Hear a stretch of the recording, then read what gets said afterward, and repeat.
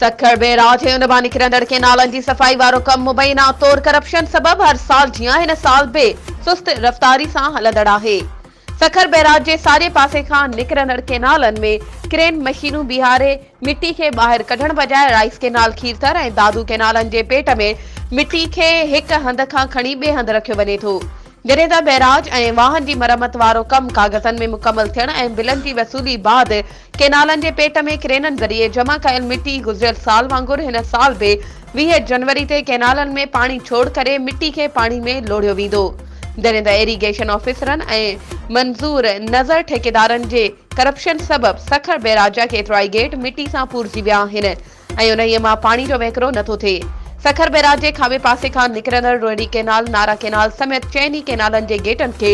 सिर्फ़ कारो तेल हणी चमकायो वञो आहे। जॾहिं त दादू केनाल ऐं राइस केनालनि जा पेट ॾींहों ॾींहुं मिटी सां भरिजी वञनि था ऐं केनालनि जा कपड़ नंढा थींदा वञनि था, जंहिं करे ॿोॾि दौरान सखर शहर ऐं बचल शाह मियाणी वारे इलाइक़े वासियुनि जो साह मुठ में हूंदो आहे। इरीगेशन अमलदारनि मेगा करप्शन करण जे इरादे सां सखर बैराज जो मरम्मत वारो कमु जारी हुजण जो जवाबु ॾियण आहे